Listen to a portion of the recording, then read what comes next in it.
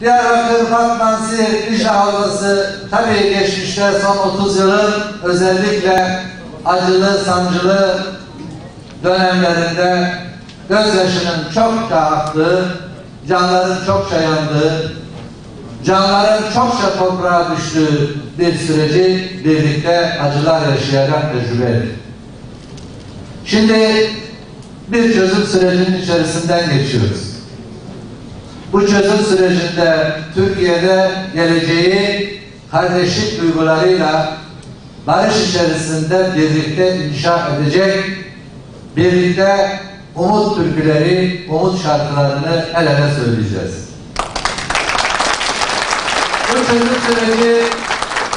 çözüm süreciyle birlikte sadece Diyarbakır, Batman, Siirt Kırsal Kalkınma Projesi'nin değil, bakanlığımızın uyguladığı tarım ve kırsal kalkınmayı destekleme kurumunun yine %50 hibe destekli 3 milyon avroya kadar, onu da söyleyeyim size, 3 milyon avroya kadar ki projelerin daha başarılı bir şekilde hayata geçmesi de söz konusu. Bunlar da var. Bunlardan da istifade edeceğiz. Bu bölgeyi birlikte kalkındıracağız. Doğu ve Güneydoğu Anadolu bölgesinde Türkiye'nin mera varlığının %41'i var. %41 mera varlığına karşı bu bölgede son 30 yıl içerisinde hayvancılığın, özellikle sürü hayvancılığının aleyhine bir durum gelişti. Gerek yayla yasakları, gerek meralarla ilgili problemler, gerek güvenlik endişesi vesaire.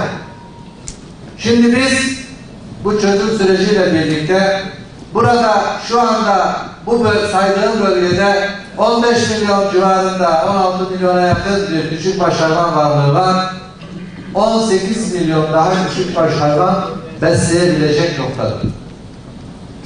Dolayısıyla 30 milyonu aşan sadece buradaki küçükbaş hayvan sayısı. Çözüm sürecine sıkı sıkıya sarılacağız. Sevgili hemşehrilerim, sevgili dostlarım, değerli kardeşlerim. Provokasyon yapmak isteyenlere fırsat vermeyeceğiz.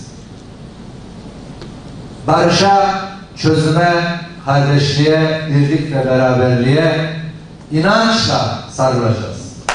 İnançla. Unutmayacağız.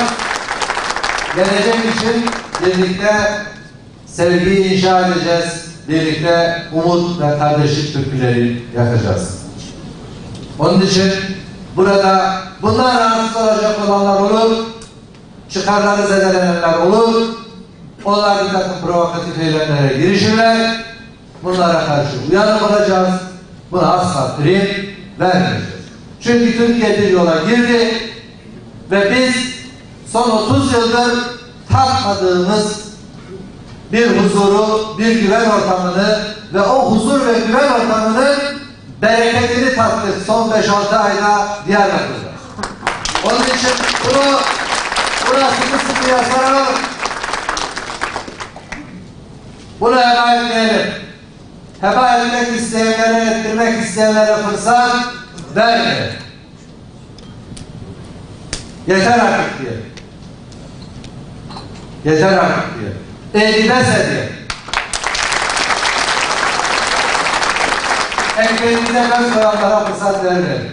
Huzurumuza, kalkınmamıza, gelişmemize engel olmak isteyen, kendi bir takım düşünceleri, emelleri olmak isteyen, ne olduğunu bilmediğimiz bir takım teşebbüslerin hayata geçmesine asla fırsat vermeyelim.